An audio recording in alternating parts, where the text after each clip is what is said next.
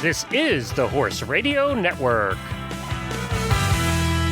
This is episode 22 of Horsemanship Radio, brought to you by Index Fund Advisors, IFA.com. Horsemanship Radio is a part of the family of the Horse Radio Network. And today we have two people who have kids and horses at the heart of their work. Bridget Bryson tells us why there is a Horse Masters program at the Pony Club for people over 18. And we have Monty Roberts, my dad, back to share his extraordinary training experiences in the U.S. and in England in this summer of 2014.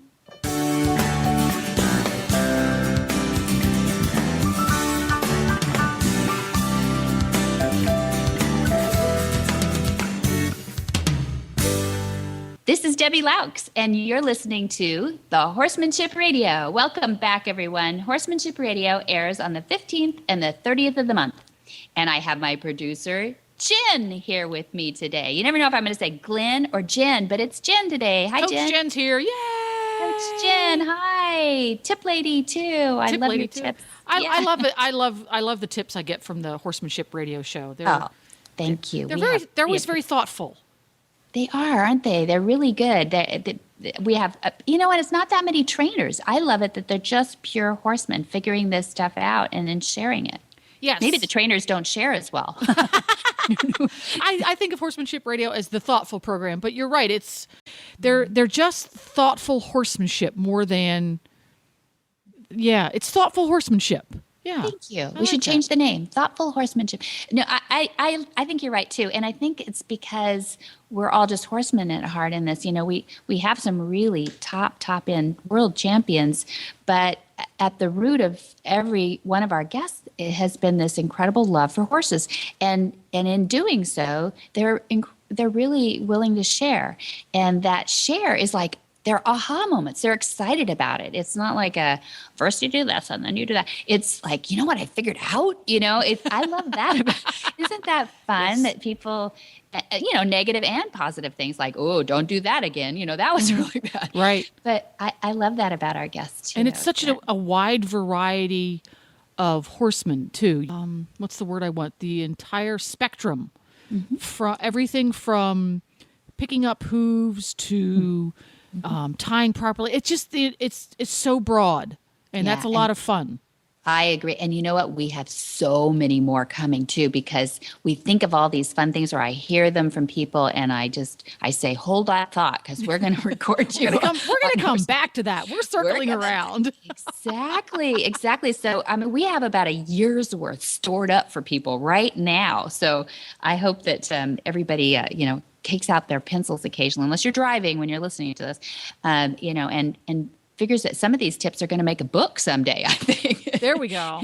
You heard it here first. First on Horsemanship Radio. Yeah. Well, we're going to have some fun today, Jen. Just because Glenn's not here doesn't mean we can't have fun. So we're going to have two people today that have a lot of horsemanship in their background. Bridget Bryson is part of the Horse Masters program of the Pony Club. You belong to the Pony Club. You were a lifer, I think you said. I was a lifer. I describe myself as a lifer. I joined when I was about 13, 14, and I was in the Pony Club until I turned 21. And at that time, 21 was the cutoff age. Yeah. And I went through the entire program as I graduated as an HA. Nice. And that's how high the program goes. And I got a great deal out of the Pony Club. I'm so thrilled that I did it, and I recommend it to anybody. And it's really cool now because even after you age out, so to speak, they have a special section there you can join as an adult. And it doesn't matter if you've never touched a horse, doesn't matter if you don't have any kids, and you can take advantage of the learning programs that they have, because the learning programs that the United States Pony Club offers, in my humble opinion, are the best that you can get anywhere. So, nice. That's a great recommendation. Yeah, I'm a little bit prejudiced in that respect. That's good. Well, that's why we had you on too.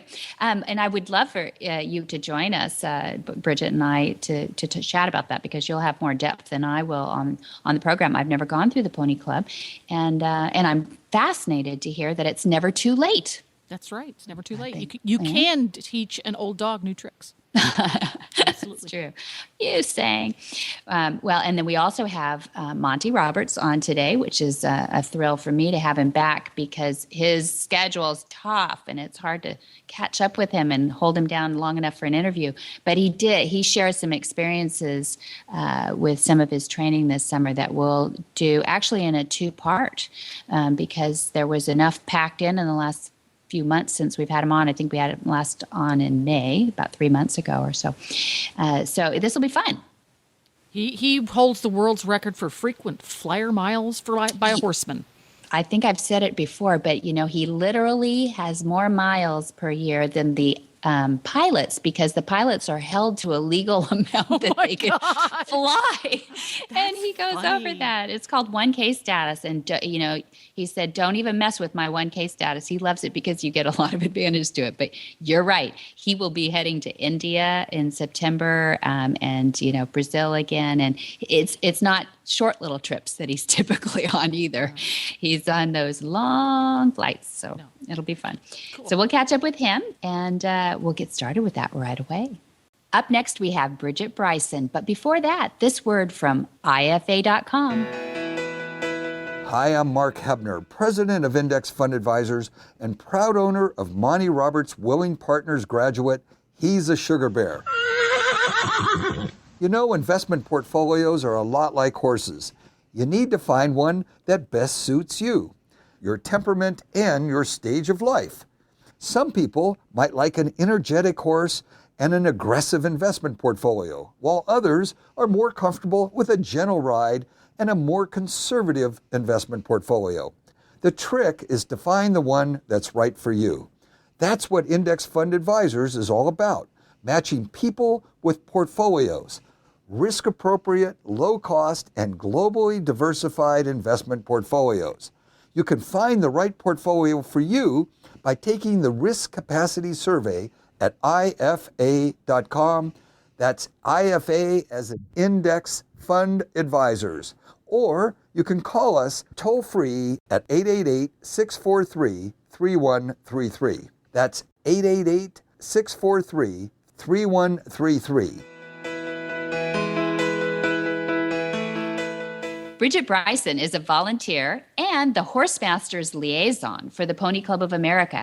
She's volunteered at the Silver Bits Pony Club since 2004, a nonprofit organization that teaches kids how to be safe around horses and increases their horse knowledge, and it helps them learn to ride too. Jumping games, polo cross, dressage. In 2001, the Pony Club formed the Horsemasters organization, and Bridget is a great spokesperson for the program. Welcome, Bridget Bryson. I'm so glad to have you here. Where are we reaching you from right now? What city are you near? Hi, Debbie. I am in Cedar Falls, Iowa. Iowa, you're in the middle of our country. And how is it? Is it a beautiful summer there? You know what? It's a beautiful day, and we've been getting this strange, almost fall-like weather, and it's been an absolute delight. Ooh, perfect riding weather. It is. Well, we're so interested to hear your story. We were glad that the Pony Club of America Pony Club has done some pretty innovative things, and we love following what they do with young people. And they gave us your name because you were pretty instrumental in this Horse Masters program. Can you tell people who might not know that there even is a Horse Masters program a little bit about it? I certainly will. I'd be delighted to. As you said, we have the United States Pony Clubs, and that, of course, is based for youth members, for actually up to the age of 25, young people. And sometime, a little over 10 years ago, thought, wow, wouldn't it be great if all of we adults who work night and day to support these youth would be able to take advantage of some of these opportunities too. And so they created a group that they called Horse Masters. And basically what it is Pony Club for adults. That's the quick version. Uh-huh. And what, you're learning the same things as the kids, or is there different, yes and no. A lot of it, and sort of backing up a bit, I guess when they first came up with it, they did, as many organizations will do, kind of a pilot program, a beta program, so that we could try out and see how this worked. And they created Horsemaster groups that were aligned with a pony club, so they would be able to either do things at the beginning, often separately from the youth members, and then as time went on, we've become more and more integrated so that some things it's suitable for us to do together and some things we all want to be a part. And sometimes it's a little bit more social. And sometimes it's as simple as a trail ride. But as time has gone along and we've been officially integrated into Pony Club, we've been able to do the same kind of certification system that the youth have been doing. So we're able to expand our horse knowledge, both mounted and unmounted, and we can do dressage and we can jump just like the youth members can, and we can get tested on it. If we choose not to be tested, because some adults would much rather not, then we don't have to. But we have the option, and we now have the option to compete in the same competitions that the youth members do, but in different divisions. Yeah, it is. It's a ton of fun. I gave up, well, I won't say gave up, because I absolutely thrived upon Pony Club with my own children, and it's been so much fun for me to be able to be a pony clubber myself and do all those fun things, as well as giving me another opportunity to help a whole nother generation of children as they enter into Pony Club. Well, that's great. That sounds so much fun. Now, I didn't grow up with Pony Club. I know my producer, Jen, who's on with us, did, but I grew up in the FFA and the 4-H. I would have thought, didn't these women know everything already? I mean, I looked up to them like they were, the experts in everything. But are you saying that they're trying to kind of keep up too a little bit? I mean, I guess as a parent, if you didn't know anything, if your kids just went horses and you went, what? Horses? I don't know anything about horses. Then you would be a little intimidated. Is it sort of a backfill for that too? Well, and that's an interesting way of thinking about it. I always say there's sort of different kinds of members, just like with anything. And a lot of people instantly think of parents. And actually, the biggest growth area is people who have no Pony Club background and love horses. Often people who wish they'd been in Pony Club had wished they'd had some of the special things that Pony Club does give, like an official certification system, like access to some really great examiners and horse people. And they can sort of backtrack and often have a huge amount of knowledge themselves, and then maybe learning something in a slightly different way or a slightly different discipline. And because Horsemasters started as a volunteer organization, really, as time's gone on, we've kind of become our own thing, but we started off as volunteers, so that brought a wealth of new knowledge to help with the youth members. So you have a lot of people who just wanted to be involved with Pony Club, didn't have their own children in Pony Club, maybe their child wasn't interested in horses, and so they were able to fulfill that need. But then you also do have parents who want to learn, and often the children don't want their parents anywhere near, and that's where it comes into that. Maybe we do some things that are more segregated than others, and there are other times when it works really well for the parent and child to be together. So there's a lot of sort of negotiating within the group as to what's going to work well in a particular place in a particular time. This is fascinating for me to learn about, because when I was already an adult by the time the programs for adults within the Pony Club community, when that conversation started, I had already aged out of Pony Club. At that time, it was 21. So this is fascinating for me to hear about. This is sort of Horsemasters 2.0 version at this point in time. Yes, because it is very different. Yes, it is very different. So there is actually a competitive element available for members of the Horsemasters programs if they choose to take advantage of that. Tell us a little bit about that aspect of Horsemasters, the competitive element. Sure, and this is kind of exciting to us because we're really, Horsemasters is really expanding and growing, and I would probably almost say in as recently as this last year that we're seeing huge leaps and bounds and working on the program and expanding the program. So there are exciting things ahead that I can't tell you about, too, which, it's like, oh, great, I'm on the radio. Be careful what you say.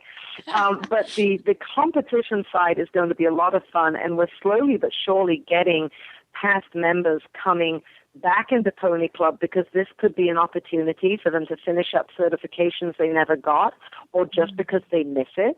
And part of what we do as Pony Club is our rallies. And you as a Pony Clubber know about this, but non-Pony Clubbers will not. And rallies are basically what we call our Pony Club competitions. We don't like to call them shows because they're different. We work as teams, and our members are judged on their horse management skills in addition to their riding skills. So you can have someone coming in on a $20,000 horse. You can have someone coming in on a backyard pony, but they have to be independent, take care, show those horse management skills, and all of a sudden the playing field is very leveled. And our youth members aren't allowed to have their parents come in and help. And we also are telling our horse masters that maybe they can't have their children come help them. I love it. Either. That's awesome. and what's funny about it, I actually got to play. I didn't get to do it this season, but last season we didn't have enough horse masters to make teams. So instead of having a horse master team division, we did kind of almost like an open show that the horse masters were able to ride in the dressage rally with the other kids, and I got to do it. And it was so much fun because, of course, we adults were far more stressed than the children were. And we did get them to help us. And they were only too pleased, not only to help us, but to inform us of how we should be behaving, which was hilarious. And it was all great fun. And we have our national championships. Every year we had 11 adults competing in our national championships in Kentucky this year. Wow. And so, I think it was 1 or 2 a couple of years ago. So every year we're growing and seeing an increase. And the goal is that we will have Horsemaster teams just as we have youth member teams. Oh, I want to go be a stable manager on one of the Horsemaster teams. Put me in. Perfect. See, there you go. Sign you up. Right? And right now, because we don't have the numbers, they're able to compete as individuals, but we really want to make it so it's the same thing. They go to regional rally, they qualify, and they go ride at championships. And we're seeing it really as a win-win. I mean, change is always difficult, and for some people change is harder than others. But it really should be, I'm trying to think of the word, an augmentation. It should augment the program. Our goal is not to take away from the youth members in any way, shape, or form. We want to grow what we've got so that we can increase and have adults working alongside our young people. And quite honestly, now that the age has increased to 25, I think there's a comfort zone for a lot of our 20-year-olds who maybe they're not sure if they want to stay in or what they want to do. They don't want to certify to the next level, and they're kind of, well, now there's more adults and they don't feel like I'm just with the children. Mm-hmm. It's an all-round sort of cradle-to-grave kind of organization, which I think is a lot of fun. Yeah. As we were saying earlier, Bridget, there's still hope for us where it's not too late. We can still get back to it. Absolutely. Well, and it's so much fun for me, and just a little bit, and I know you talked a little bit about this earlier. I'm not sure what of my background you had talked about, but my children were 4th generation pony clubbers. And so my grandmother was in charge of a pony club in North Wales in the United Kingdom. And my mother and aunt were both in the pony club, and I was in the pony club. And then when I came over to America and had children, and they promptly joined the pony club here, joined the United States Pony Clubs. And so I feel like I'm almost, I think I'm almost 5th generation, because now I'm coming in as an adult, and it's very different. But it's so much fun. Yes. Yeah, that sounds awesome. And Coach Jen, I think you're ready. That's it. I wouldn't be able to take Beaker up to Kentucky with me, but by golly, I could be a stable manager. That's right. That's right. How much fun would that be? I would be. I think they should probably keep me away from stable managing, though, because I think I'd get a little bit too much. Everything would have to be so labeled and neat and tidy and organized. I might drive my team insane. Yeah. Now, are the standards the same? For example, if you're a member of the Horsemasters program, you're an adult member, and you want to have a D3 rating, or you want to achieve a D3 rating, is the actual requirements the same as if you were one of the youth members in a D3? Almost exactly. There are a few little differences. First of all, in Pony Club now, we can specialize on the different tracks like the dressage and the hunt seat equitation. Those aren't completely finished yet for horse masters, but we can do the traditional ones. And they are slightly different in that they have taken out, for the sake of all concerned, they have taken out the emergency dismount for the adults. Oh, thank you. Because we said that our knees probably won't make it. Yeah. If I have an emergency... No offense to the 26-year-old horse masters. Yeah, right. So that's a little bit of difference. Just like the youth members, you can choose to do only horse management, only dressage, only jump. You can split out the different tracks in that way. So some of the adults just want to do the knowledge-based or just want to stay on the flat. They can do that. They don't have to jump. And, of course, that means you could also join with a Western saddle if you prefer to ride Western, that you want to do the knowledge piece, because some people do. They really want to do that. Just like the youth members, you have to do the knowledge first, you have to do the flat, and then you have to do the jump at any one level if you're going to continue up the levels. But you can do, I sort of confused myself there. You can do nothing but the flat, but then if you wanted to do the flat, you do have to do the horse management first. Mm-hmm. And if you want to jump, you have to do the flat first. So for safety, just like with the youth members. Right. And I'm trying to think, one thing that they do have in the adult level, that they ask a question about volunteerism.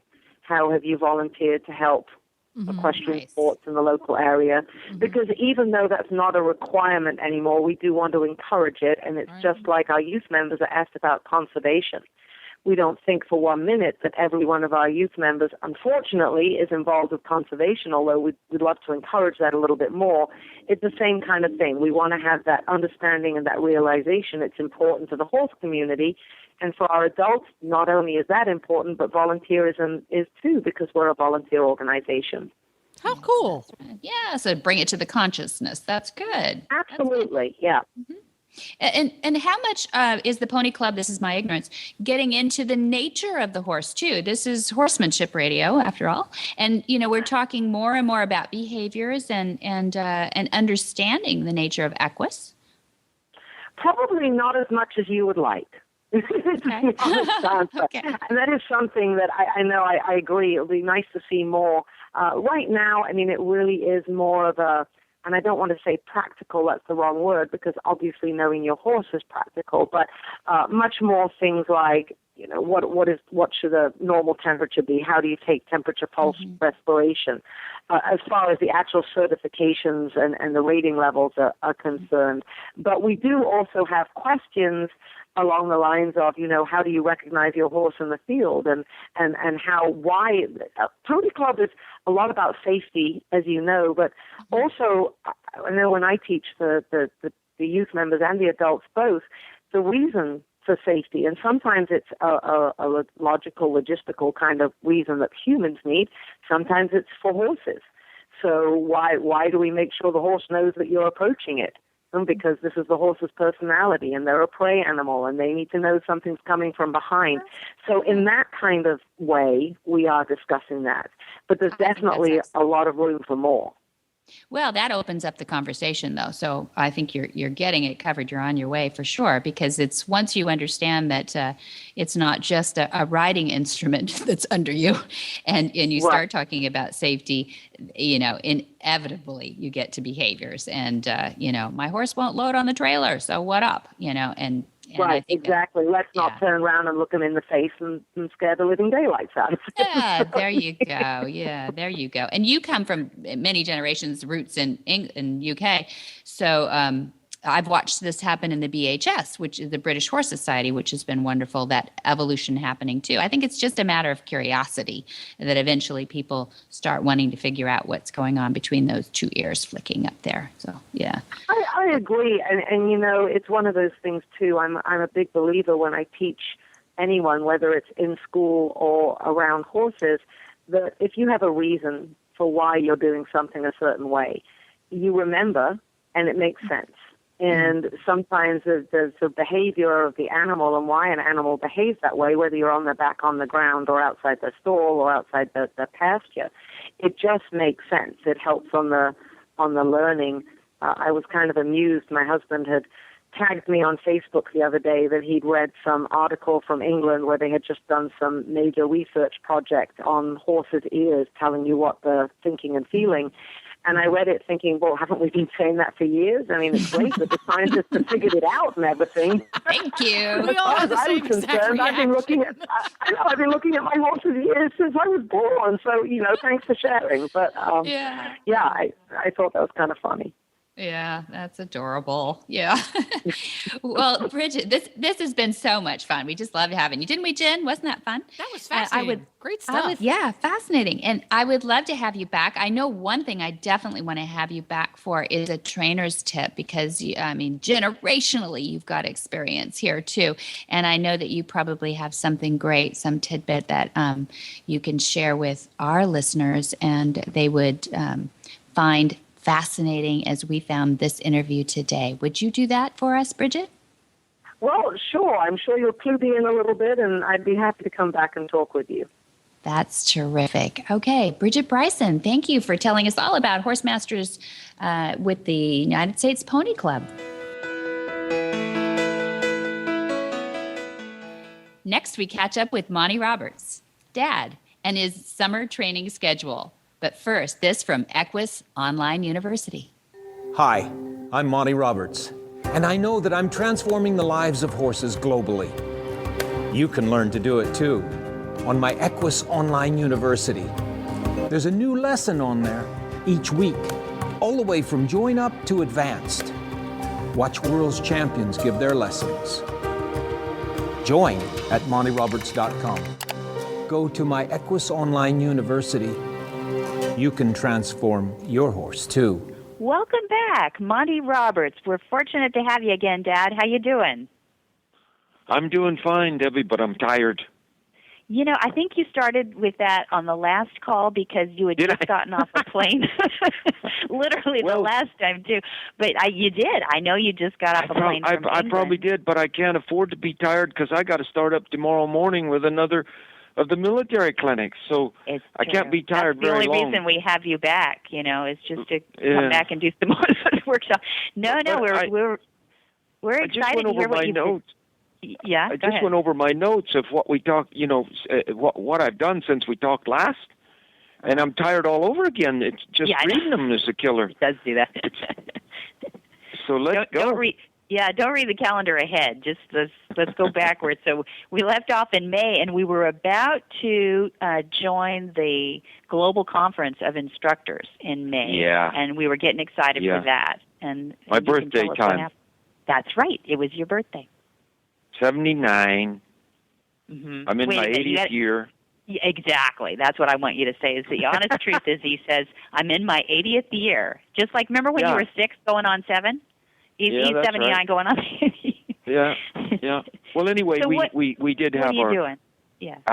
We did have our Global Instructors Conference, and it was great. We had Dr. Andrew McLean here from Australia, and he gave them a hell of a talk and a demonstration of what he works like.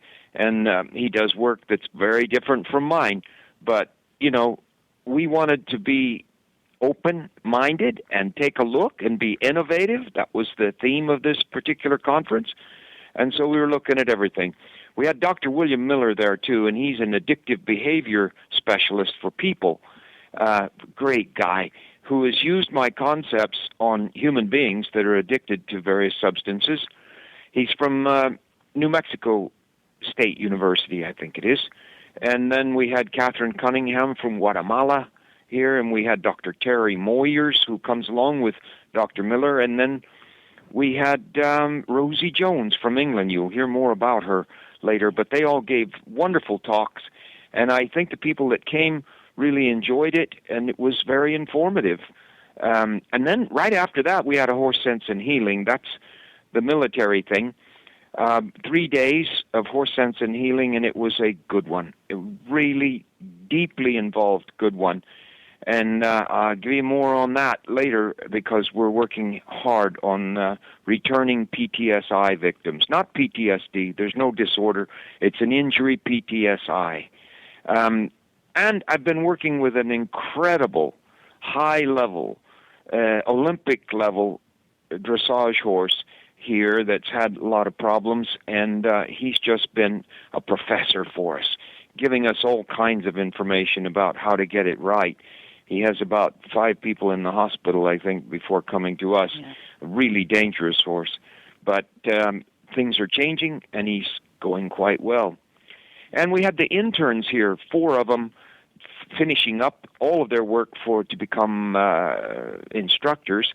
And that's been a high-level conference kind of thing for me, where I take these people into new areas and try to give them a leg up on being good instructors globally. We have them from Hungary, from Denmark and Sweden. We have them from Ireland. Mm-hmm. Ireland and Switzerland. It's wild. Yeah, it is. Yeah. And then what happened? On the 4th of July, I took a trip to England. Now, there's something wrong with that, going to England on the 4th of July. But you missed the that's fireworks. what I did anyway. What? You missed the fireworks. I know, but yeah. Usually that's a good thing, but in this case. Anyway, I arrived there on the 5th of July and went straight to Polehampton out in the Hampshires for the Queen. She keeps her yearlings there. And from the 5th through the 10th, I had 28 yearlings to prep for starting, and wild little rascals that come right out of the fields, you know. And they're 12 months old. They're all thoroughbreds to go racing, and they're about 900 to 1,050 pounds. So they're pretty athletic, and that's not what they paid for. There's a lot of challenge. What? That's not what they paid for them. That's how much they weigh, right? That's how much they weigh. And I imagine they're worthy of a little bit more than that in money too. Wow, I had some in there. One that they thought was valued at about 700,000 pounds, which is about $1 million. So yeah, I had some very high level babies, and it was extremely interesting. I came onto some relatively new concepts for me, or pressing the envelope on concepts that I've been working on that really went well, 5th through the 10th. And I got some sore spots and some bruises, but off we went on the 11th. Off we went on the 11th to go down to Plymouth for Royal Marines, Royal Navy, Commandos Clinic, returnees. And that was the 11th and the 12th of July. And I had 10 one day and 12 the next day. And they were so what were you pleased. Doing with them? Yeah, tell me a little bit about that. They were PTSD victims. They've returned from war with post-traumatic stress injuries, really psychologically damaged people. I had 3 that were catatonic, really damaged, and they actually gained a huge amount in the 2 days that I had them on the 11th and 12th. And the brass was so impressed that they gave me a ceremonial commando's dagger. And the dagger is to denote that I'm an honorary Royal Marine. And it goes to very few people and almost no foreigners. So I was really honored by that and stricken by it. And off I went for the 13th in a guest lecture spot at our school in England, and did a half day with them, and then back to Polehampton for a full day with those yearlings again. When you say you do a half day at the class, I did a half day. I did a half day on ground manners, use of the dually halter and ground manners, and they were a good class of students of about 14, and it was fun to do it. And a lot of people would say, how do you spend a half a day on ground manners? Is there a lot to teach on that? There's a lot to teach on ground manners. Yeah, because I was going to say, these are not slow people. These are sharp people. And, well, I had to put these students in and let them do it themselves and watch them and that kind of thing. And Rosie Jones was my instructor with me there, and she does a fantastic job. She's just really rising to a stardom, I tell you. Then on the 14th, I was back at Polehampton with the yearlings again, and and remained there 14th and 15th. And then on the 16th, I had another military clinic, but that one was held in Lambourne, and had 8 returnees with us, and it was profound. It was really profound. And the Tedworth people were there. That's right. Was this filmed then? This is filmed for maybe to be seen later in England on TV? They wouldn't allow the filming. They wouldn't. They wouldn't allow the people filming. To see this. We had to cancel the filming because they wouldn't allow the troopers to be filmed. Okay. Sorry about that. But that was the 16th, and the Tedworth people are booking us, I think it's in April, for a 3-day clinic because of what they saw there. Good. And then on the 17th, I was back at Polehampton for the Queen again with those babies. And then on the 18th, with Her Majesty herself, for about 3 hours, really good meeting about a lot of different things. You had a 3-hour meeting with the Queen this time? Is that right? Yeah. Yeah? Yeah, you're only allowed 20 minutes, but... Yeah. That is amazing. Was this something that was planned for 3 hours, or did you guys just get into talking and you couldn't stop? It wasn't planned for 3 hours, but she knew darn well that we had too much ground to cover in 20 minutes. Okay. And so she just told them to stay out. And we had 3 hours with videos and all sorts of things about team building and the various things having to do with the 3 operations. That's Buckingham Palace, where the head office is, and then Windsor Castle, Polehampton, and Sandringham, the 3 places where the horses are. And so Terry Pendry was there, stud groom. Terry Pendry being head stud groom. Yeah, for the Queen. and a student of mine, and just a super guy. He has a job for life. The Queen is so happy with him. That was on the 16th. And then the 17th, 18th, no, the 18th, sorry. The 18th was with the Queen. And then the 19th was with 2 willing partners horses in Windsor Great Park, Zinfandel and Hawk. And I did a lecture for 15 aspiring Olympic riders. They're show jumpers, actually. But they got to meet Zinfandel and Hawk, who are willing partners horses of ours that left here and belong to people that are helping with the Olympic team in England. So that was a lot of fun. That's cool. I really enjoyed it. It was a lot of fun. It was lighthearted and a lot of fun. But they picked me up in the middle of the day, and because I had all morning there, and then they picked me up at the Windsor Castle gate and hauled me off for another guest lecture spot, and then off to my hotel to stay overnight. And on the 21st, I'm headed for Los Angeles. Back home. Then, back home. Yeah. And then yesterday, on the 23rd, we had 200 people for dinner. It was a corporation. Who were they, Debbie? Company called HD Vest. Yeah, it's a U.S. national company, investment company. HD Vest, yeah. Really nice group, and they were awfully accommodating, and they really had nice things to say. So I'm so pleased with that. And their endorsement is going to go right off to the Queen, because we're starting a whole program over there for my team building with the 3 horse facilities over there, and it's exciting for me to have a look at that. It is hard to have equestrian centers under one ownership in different places, isn't it? I mean, not everybody is going to relate to this, but if you have one philosophy and you own several different equestrian centers, how do you get everybody on the same page? You don't. You don't. You don't. You have arguments, and you try hard, but it's really hard to make the good transitions from one to the other, where these horses move back and forth, broodmares going this way and that way, and yearlings going this way and that way. It's an extremely challenging situation.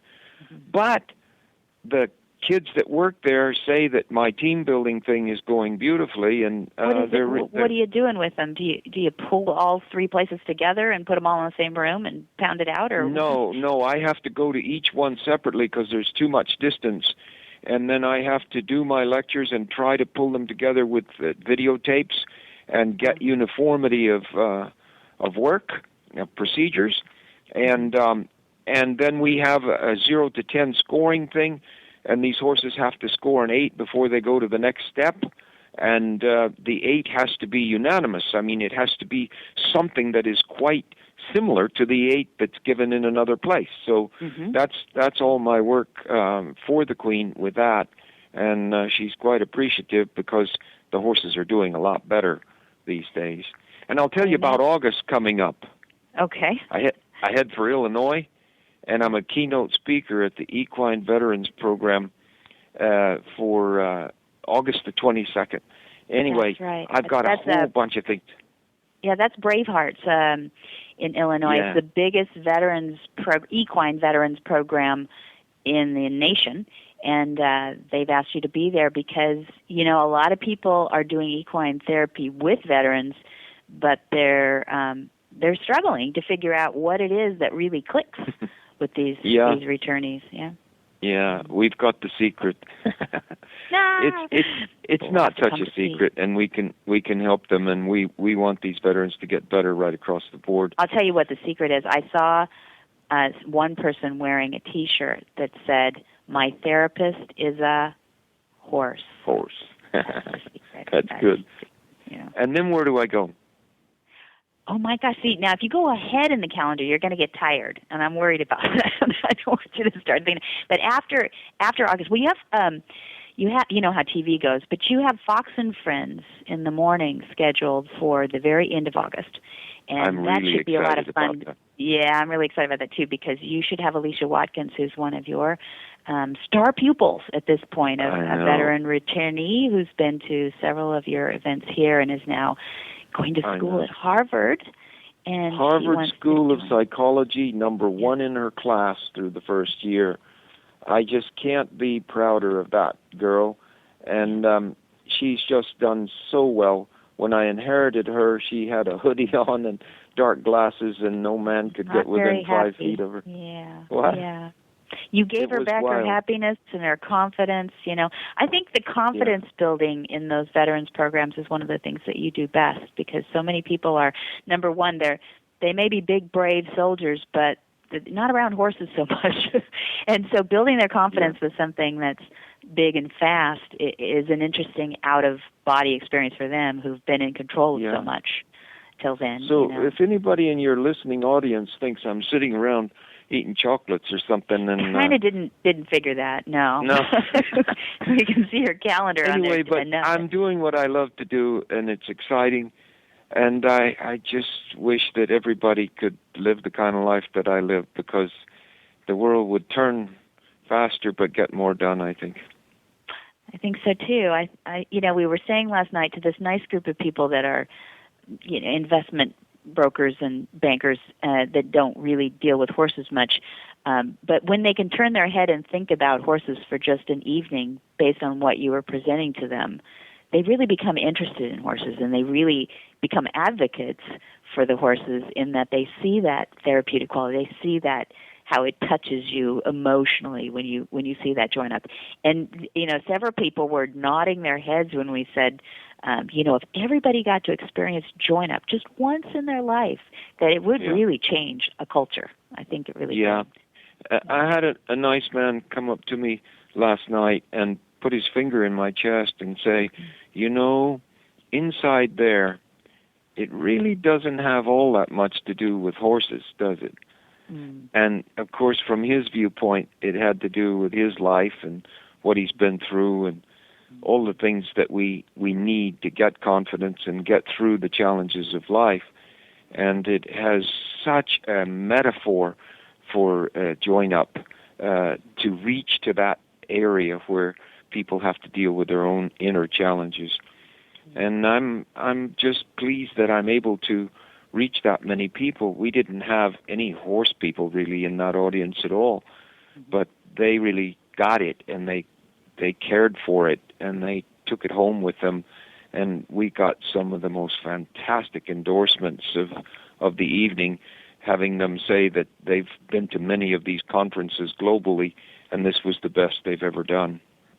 It's way out of the box for a group like that, I imagine. But this group had been around for 20 years. The lady who orchestrated it was, she's been to 22. So if God's willing, check back with me in September. I'd love to.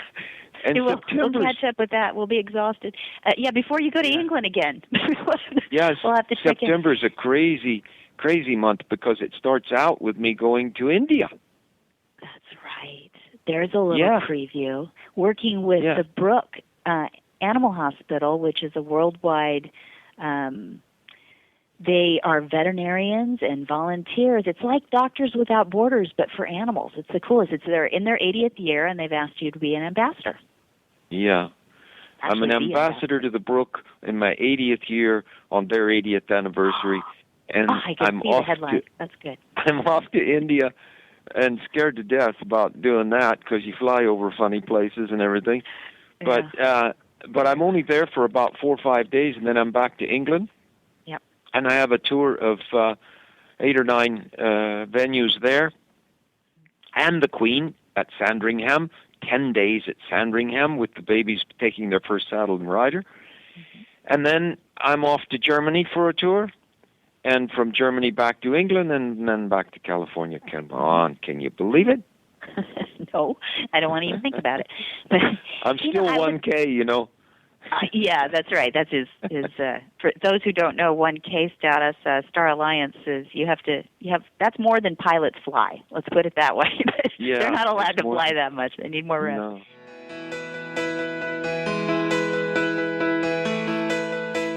Today's trainer's tip is from an instructor over in Italy, but through Germany first. And her name is Christiana Muller. And she's with Marco Pagliai. And this one is about being one with your horse. Una cosa molto importante è quella che il cavallo deve imparare a seguirti, deve essere contento di prenderti come punto di riferimento. Quello appunto è uno dei concetti sicuramente di Monti che mi ha aiutato molto, però il fatto che il cavallo voglia stare insieme a me è un fatto che mi permette poi di lavorare in libertà. Ora nel tour di Monti lavoriamo all'interno di un tondino, però ecco, di solito lavoro proprio nelle arene all'aperto, sicché il fatto che il cavallo mi stia molto vicino è importante, che voglia stare insieme a me, è importantissimo. Marcus says that it's important that the horse is following you, that you created already the bond and the connection, that the horse wants to be with you and is happy to be with you, and that you are like he says, the punto di riferimento. How do you say that? You are the one he's looking at, but you are the one he's asking you questions. And so, for example, in the demonstrations now with Monty, he's working in a round pen, but normally he's working in big arenas and having demonstration in big arenas. And this is now how the setup is here in Germany on tour, not possible. So he's doing demonstrations only in a round pen. But an idea for you is to really create a connection with your horse, to create a relation with your horse, and that you start to learn the concepts of join-up, how you can use your body in a certain way that the horse is understanding that he can trust you and that he can listen to you. That's wonderful. Thank you for that tip. I think those listeners who have not studied Join Up will want to run out and do that first of all, but it makes perfect sense to create that connection and that relationship first. Thank you for that, Marco. Grazie a te. Yeah, thank you. And thank you, Christiana and Marco both, for giving us today's training tip. What in the wide, wide world of sports is going on here?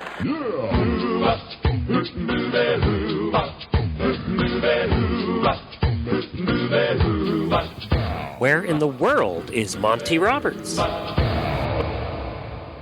Monty is looking forward to meeting some new friends, two-legged and four-legged, in August on 22nd. Next week, he's going to be the keynote speaker on August 22 at the Brave Hearts. Providing with Purpose is the the subject of the keynote speech he's giving at Bravehearts in Illinois. So you can go on our website and look for that. And then on September 20th, the Night of Inspiration will be held in California at Flag Is Up Farms, and we'll have contact information in your show notes for that.